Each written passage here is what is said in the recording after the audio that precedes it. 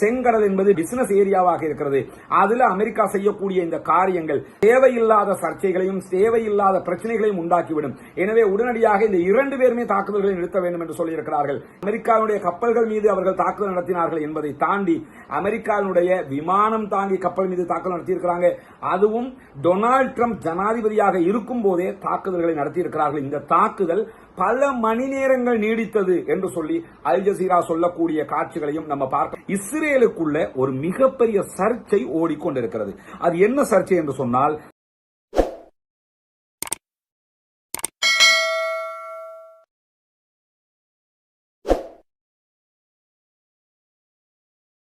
பேரன்பிற்கினிய சகோதர சகோதரிகள், நம் அனைவர் மீதும் ஏக இறைவனுடைய அமைதியும் கருணையும் உண்டாகட்டுமாக என்கிற உயரிய பிரார்த்தனைகளோடு இன்றைய தினம் காசாவிலே சீஸ்ஃபயர் யுத்த நிறுத்தம் ஏற்பட்டு 58வது நாளாக இருக்கிறது. இந்த நேரத்தில் பாலஸ்தீனம் மீதான இஸ்ரேலிய ஆக்கிரமிப்பு படைகளுடைய தாக்குதல்கள் ஆரம்பிக்கப்பட்டு 528வது நாளாக இருக்கக்கூடிய இந்த நாளிலே என்னவெல்லாம் நடந்து கொண்டிருக்கிறது காசாவிலும், காசாவையொட்டி பாலஸ்தீன நிலப்பரப்பிலும், மத்திய கிழக்கிலும் என்கிற செய்திகளைத்தான் இன்றைக்கும் நாம் பார்க்க இருக்கிறோம். காசாவை பொறுத்தவரையில மார்ச் மாதம் 2ஆம் தேதி முதல் காசாவுக்குள் எந்த வகையான உணவுகளும் தண்ணீரும் மருந்துகளும் நுழையவில்லை என்று சொல்லி வேர்ல்டு ஃபுட் புரோகிராம் இன்றைக்கு அறிவித்திருக்கக்கூடிய அறிக்கையில் சொல்லி இருக்கிறார்கள். மார்ச் 2ஆம் தேதினா இன்னைக்கு எத்தனையாவது நாள்ல இருக்கிறோம்ங்கிறது நமக்கு தெரியும். இத்தனை நாள் நோன்பு காலமாக இருக்கக்கூடிய நேரத்தில் இதுவரைக்கும் காசாவுக்குள் உணவோ தண்ணீரோ மருந்துகளோ அனுப்பப்படவில்லை. இஸ்ரேல் தொடர்ந்து உணவுகள் விவகாரத்திலேயே அரசியல் செய்து கொண்டிருக்கிறது என்கிற செய்திகள் வெளியாகி கொண்டிருக்கிறது. அதே நேரத்தில் இன்றைய தினம் வெஸ்ட் பேங்க் பகுதிகளில், ஜெனின் பகுதிகளில் இருக்கக்கூடிய இஸ்ரேலிய ஆக்கிரமிப்பு பயங்கரவாத ராணுவத்தினுடைய தாக்குதல் நிலைகளுக்கு மேலதிகமான ராணுவத்தை இஸ்ரேல் அனுப்பி இருக்கிறது என்கிற செய்திகளும் வெளியாகி இருக்கிறது. காரணம் என்னன்னா, காசாவில் ஒரு யுத்த நிறுத்த உடன்படிக்கை நடைமுறையில் இருக்கிற அதே நேரத்தில் வெஸ்ட் பேங்க் பகுதிகளில் தொடர்ந்து தாக்குதல்களை இஸ்ரேல் நடத்தி வருகிறது. இந்த மாதிரியான நிலைகளும் தொடர்ந்து கொண்டிருக்கும் போதுதான் இஸ்ரேலுக்குள்ள ஒரு மிகப்பெரிய சர்ச்சை ஓடிக்கொண்டிருக்கிறது. அது என்ன சர்ச்சை என்று சொன்னால், நமக்கு தெரியும் இஸ்ரேலிய பிரதமர் பெஞ்சமின் நெத்தன்யாகுவை பதவி விலக வேண்டும், தேர்தலை நடத்த வேண்டும், யுத்த நிறுத்த உடன்படிக்கையை கைக்கொள்ள வேண்டும் என்றெல்லாம் பல கோரிக்கைகள் பொதுமக்களால் வைக்கப்பட்டு வரக்கூடிய நேரத்தில் இஸ்ரேலுடைய உள்நாட்டு உளவு பிரிவு, இஸ்ரேல் வெளிநாடுகளை கண்காணிப்பதற்காக வைத்திருக்கக்கூடிய உளவு பிரிவு தான் மொசாது உளவு பிரிவு. இதே நேரத்தில் ஷின்பத் என்று ஒன்றை வச்சிருக்கிறாங்க. அது உள்நாட்டு உளவு பிரிவாக இருக்கிறது. இந்த உள்நாட்டு உளவு பிரிவு தான் அரசாங்கத்துக்கு எதிராக, ஜனாதிபதிக்கு எதிராக, பிரதமருக்கு எதிராக என்னவெல்லாம் நடக்கிறது, அடுத்து என்னவெல்லாம் நடக்கலாம் என்பதையெல்லாம் கண்காணிக்கக்கூடிய உளவு பிரிவாக இருக்கிறது. இந்த உளவு பிரிவினுடைய தலைவருக்கும் பெஞ்சமின் நெத்தன்யாகுவுக்கும் இடையில ஒரு பனிப்போர் காலாகாலமாக நடைபெற்று வருகிறது என்கிற செய்திகள் வெளியான நிலையில தற்போது அது உச்சம் தொட்டிருக்கிறது. இந்த சமாதான உடன்படிக்கை விவகாரத்தில் சமாதானத்தை மேற்கொள்ள வேண்டும் என்று ஷின்பத்தினுடைய தலைவர் சொல்லிக் கொண்டிருக்கிறார். ஆனால் சமாதானம் வரக்கூடாது, யுத்தம் தான் செய்ய வேண்டும் என்பதில் பெஞ்சமின் நெத்தன்யாகு முனைப்பு காட்டிக் கொண்டிருக்கிறார். இந்த 2 பேருக்கு மத்தியில் ஒரு இன்டர்னல் வார் ஒன்று நடைபெற்று வருகிறது. இந்த நிலையில தான் தற்போது காசா தொடர்பான சமாதான பேச்சுக்களும் இடைநடுவில் இழுபறியாக இருக்கிறது என்கிற செய்திகள் எல்லாம் தொடர்ந்து வெளியாகி கொண்டிருப்பதை நம்ம பார்க்க முடியும். எது எப்படி போனாலும் பெஞ்சமின் நெத்தன்யாகுவுக்கு எதிராகவே உள்நாட்டு உளவு பிரிவும் செயல்பட்டுக் கொண்டிருக்கிறது என்கிற ஒரு நல்ல செய்தியும் இந்த இடத்தில் இல்லாமல் இல்லை. இப்படியான நேரத்தில் இன்றைய தினம் கத்தாருடைய அதிபர் ஒரு முக்கியமான அறிக்கையை வெளியிட்டிருக்கிறார். குறிப்பாக ஐநாவினுடைய புனரமைப்பு ஒருங்கிணைப்பாளர், காசாவை புனரமைப்பு செய்வதற்காக ஐநா நியமித்திருக்கக்கூடிய ஒருங்கிணைப்பாளர் தான் சிக்ரிட் காக் என்பவர். இவரோடு நடைபெற்ற பேச்சுவார்த்தைகள், அவர்கள் வெளியிட்டிருக்கக்கூடிய அறிக்கை என்னன்னு சொன்னா, காசாவில் பட்டினிச்சாவை மேற்கொள்ள வைப்பதற்காக தொடர்ந்து இஸ்ரேல் முனைப்பு காட்டி வருகிறது. இந்த நேரத்தில் காசாவில் இருக்கக்கூடிய மக்களுக்கு உதவுவதற்கு சர்வதேச நாடுகள் பொறுப்பேற்க வேண்டும்.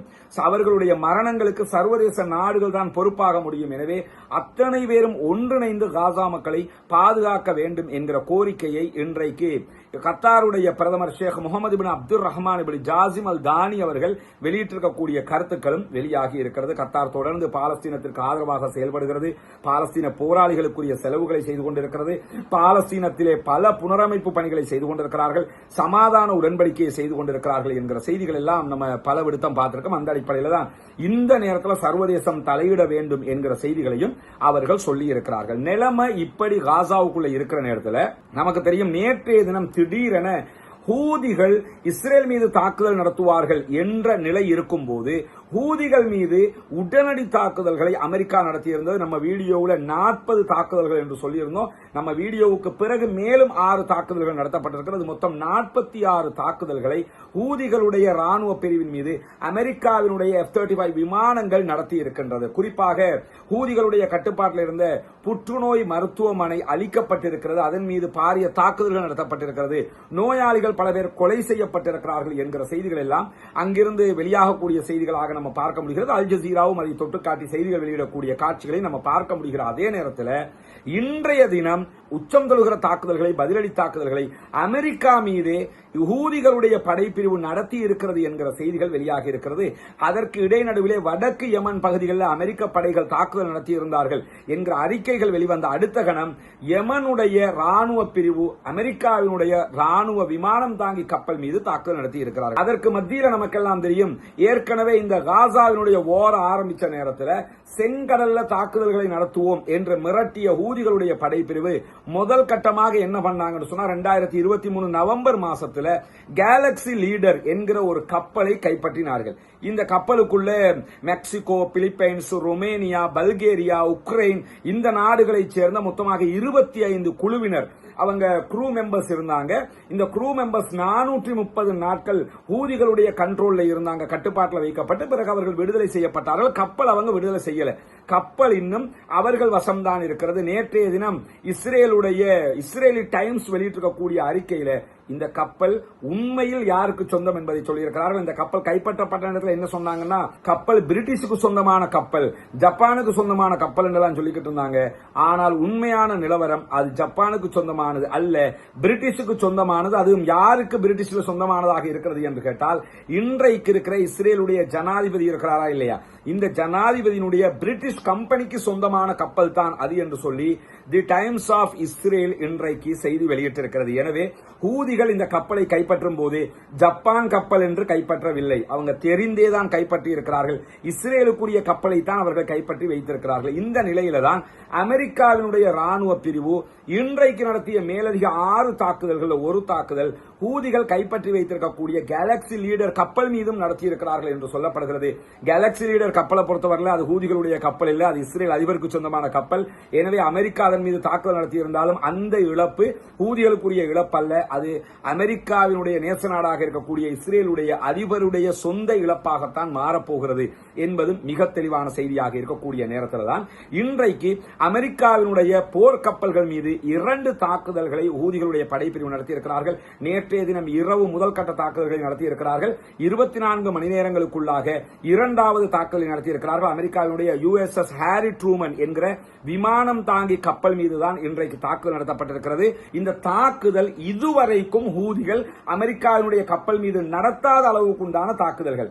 குறிப்பாக பல ட்ரோன் தாக்குதல்கள் நடத்தியிருக்கிறாங்க.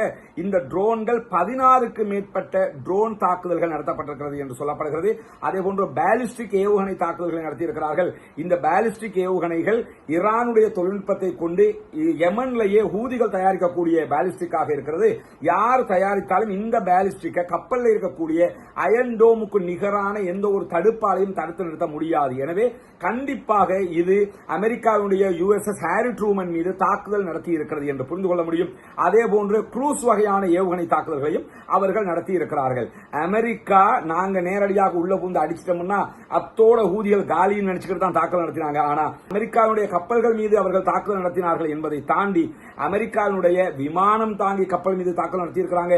அதுவும் டொனால்ட் ட்ரம்ப் ஜனாதிபதியாக இருக்கும் போதே தாக்குதல்களை நடத்தியிருக்கிறார்கள். இந்த தாக்குதல் பல மணி நேரங்கள் நீடித்தது என்று சொல்லி அல் ஜசீரா சொல்லக்கூடிய காட்சிகளையும் நம்ம பார்க்க முடிகிறது. எனவே 24 மணி நேரத்துக்குள்ளாக 2 முறை தாக்குதல் நடத்தியிருக்கிறார்கள். படுபயங்கரமான தாக்குதல். அமெரிக்காவினுடைய விமானம் தாங்கி கப்பலில் இருந்த பல விமானங்களுக்கு இதனால் பாதிப்பு ஏற்பட்டிருக்கிறது, பற்றி எரிகிறது என்கிற செய்திகள் வந்தாலும் அமெரிக்கா இதை மறுத்திருக்கிறது. அடி வாங்கினவன் நாங்க அடி வாங்கிட்டோம் ஒப்புக்கொள்ள மாட்டான், அந்த அடிப்படையில் அவங்க ஒப்புக்கொள்ளல. ஆனால் அவர்கள் மீது தாறுமாறான தாக்குதல்கள் நடத்தப்பட்டிருக்கக்கூடிய நேரத்தில் தான் இந்த யமன் மீதான அமெரிக்காவுடைய தாக்குதலையும் அமெரிக்கா மீதான யமனுடைய தாக்குதல் தொடர்பாகவும் ஈரானுடைய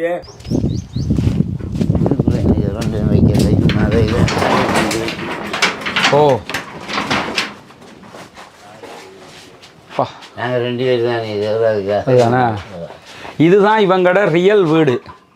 ஆனால் இங்கே இருக்க முடியல. முன்னாடி ஒரு வீடு அவங்க வச்சுருந்ததுனால கொஞ்சம் சின்ன சின்ன திருத்த பணிகளை செஞ்சு மகளோட சேர்ந்து இப்போ அவர் வாழ்ந்துக்கிட்டு இருக்கிறாரு. 65 வயசு. திடகாத்திரமாக தான் இருக்கிறீங்க. எஸ், ஆமாம். சரி, அல்லாஹ் உங்களுக்கு அருள் புரிவான். ஆடு மேய்க்க காலையில் போயிடுவீங்களோ?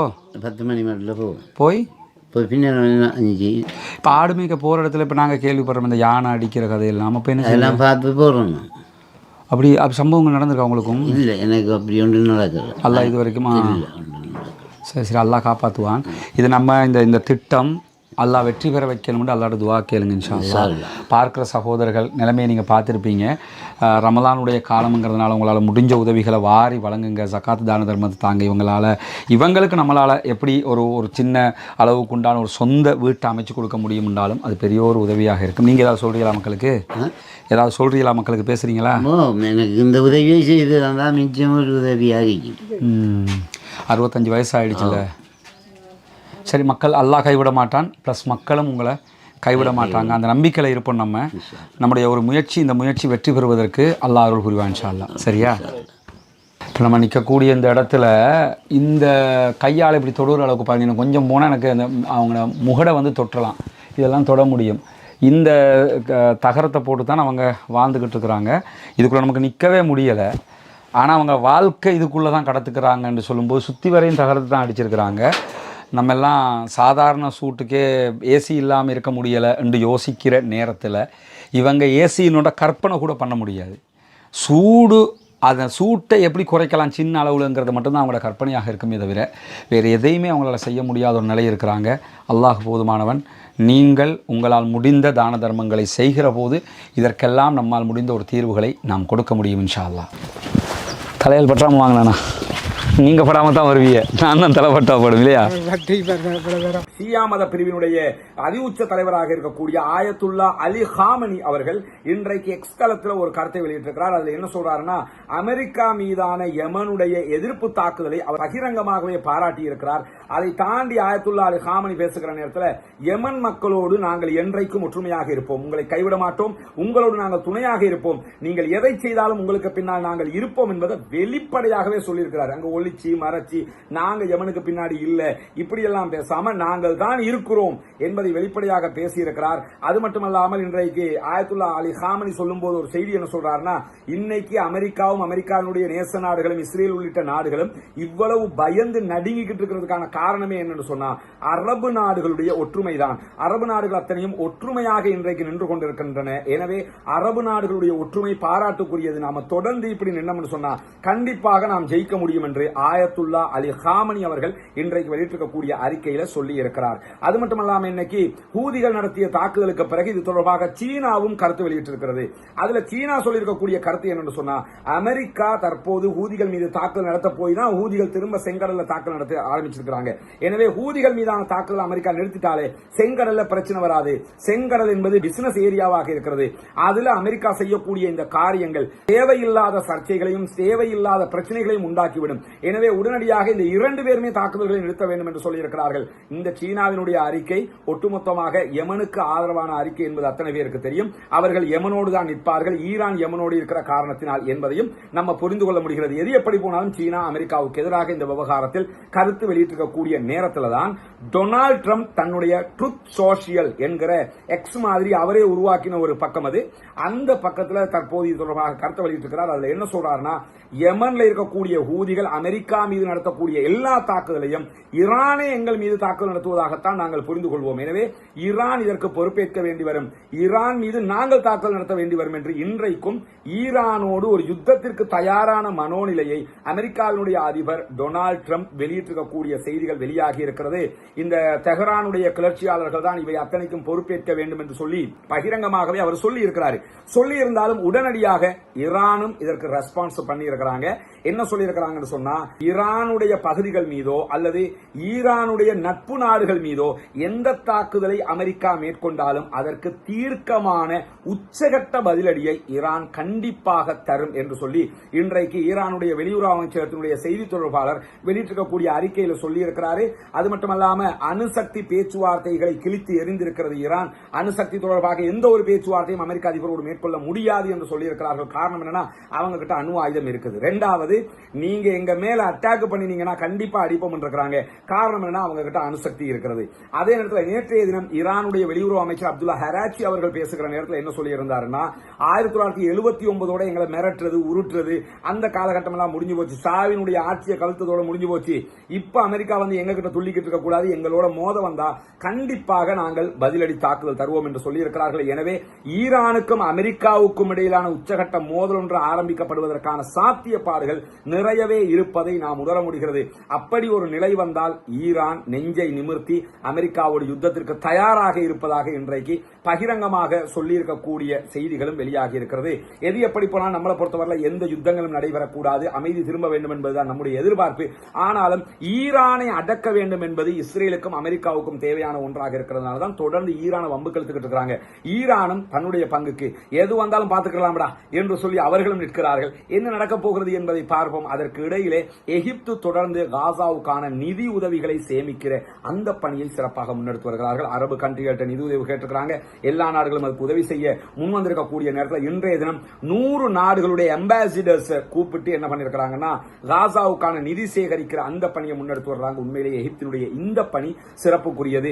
காசா மக்களுக்காக அவர்கள் தொடர்ந்து இந்த மாதிரி பணிகளை செய்து வரக்கூடிய நேரத்தில் தான் காசா மக்கள் மீதான அன்பின் காரணமாக யமன்ல இருக்கக்கூடியவங்க இந்த தாக்குதல்களை ஆரம்பித்திருக்கக்கூடிய நேரத்தில் டொனால்ட் ட்ரம்ப் மேலதிகமாக ஒரு செய்தியை சொல்லியிருக்கிறார். என்னன்னா, காசாவில் இருக்கக்கூடிய பாலஸ்தீன போராளிகள் மீதும் யமன்ல நாங்கள் நடத்துகிற தாக்குதலை போன்று நடத்த வேண்டி வரும் என்று சொல்லியிருக்கிறார். இதை பொறுத்தவரை இந்த அறிக்கை ஒரு சால்சாப்பு அறிக்கையாகத்தான் பொதுவாக இந்த ஜியோ பாலிடிக்ஸ் தெரிஞ்சவங்க புரிஞ்சுக்கிறாங்க. காரணம் என்னன்னா, யமன்ல பொதுமக்கள் இருக்கிற இடம் என்னன்னு தெரியும். அங்க இதுவரைக்கும் இந்த மாதிரியான ஒரு யுத்தம் நடந்ததில்லை. அதனால சில தாக்குதல்கள் அவங்க நடத்துறாங்கிறது ஓகே. காசாவில் அழிக்கிறதுக்கு ஹாஸ்பிட்டலும் கிடையாது, புற்றுநோய் மருத்துவமனையும் கிடையாது. அங்க கொள்றதுக்கு இனி பொதுமக்கள் மட்டும்தான் இருக்கிறாங்க. அவங்களையும் 60,000 பேரை கொன்று முடிச்சாச்சு. இருக்கிற நரகத்தை எல்லாம் அவங்க பார்த்துட்டு வந்துட்டாங்க. எனவே இனிமே பயப்படுவதற்கு அவங்க இழக்கிறதுக்கு ஏதாவது இருந்தா தானே, இழக்கிறதுக்கு ஒண்ணுமே இல்லை. அதை தாண்டி உலகத்திலேயே ஆக உச்சகட்ட இந்த பங்கர்களை தகர்க்கிற டனல்ஸை உடைக்கிற குண்டாக கருதப்படுகிற பங்கர் பிளாஸ்டர் பாம்புகளையே கொண்டு வந்து போட்டு பார்த்துட்டாங்க. அதை போட்டு பாலஸ்தீன விடுதலை அமைப்பினுடைய டனல்ஸ்களை இல்லாமலாக்க முடியல. ஆனா சில மேற்கு ஊடகங்கள் என்ன சொல்லிக்கிட்டு இருக்காங்கன்னா, எகிப்து பார்டர்ல இருந்த பாலஸ்தீன விடுதலை அமைப்பினுடைய 90% டனல்ஸ் எல்லாம் அழிச்சிட்டாங்கன்னு கதை அளந்துகிட்டு இருக்காங்க. அப்படி எதுவுமே கிடையாது. 0% கூட அவங்க அழிக்க முடியாம இருக்கிறது நமக்கு எல்லாம் தெரியும். அணுகுண்ட போட்டா மட்டும்தான் அங்க அழிவை உண்டாக்க முடியுமே தவிர வேறு ஒன்றும் செய்ய முடியாது. அதற்காக காசா எல்லையில் அணுகுண்ட போடவும் முடியாது. அணுகுண்டு காசா எல்லையில் போடப்படமாக இருந்தால் கண்டிப்பாக இஸ்ரேல், ஈரான், லெபனான் என்று எல்லா நாடுகளும் அதனுடைய அழிவை சந்திக்க வேண்டி வரும். எனவே அந்த முனை அமெரிக்கா ஒருபோதும் எடுக்காது என்கிற நிலையில ஈரான் பகிரங்கமாக யுத்தத்திற்கு தயார் என்கிறார்கள். அதே போன்றுதான் லெபனான்ல நடக்கக்கூடிய சில செய்திகளும் இருக்கிறது. லெபனான் தொடர்பான செய்திகளை நாளைக்கு தனி வீடியோவாக நம்ம தர இருக்கிறோம். அதே நேரம் பாலஸ்தீனம் வெற்றி பெற வேண்டும், பாலஸ்தீனம் சுதந்திரம் அடைய வேண்டும், பாலஸ்தீன மக்கள் நம்மை போன்ற நிம்மதியானவர்களாக வாழ வேண்டும் என்கிற உயரிய பிரார்த்தனைகளோடு பாலஸ்தீன மக்களுக்காக ஜனநாயக ரீதியாக குரல் எழுப்புவோமாக. வாஹ்ரத் அவ்வானா அல்ஹம்துலில்லாஹி ரப்பில் ஆலமீன்.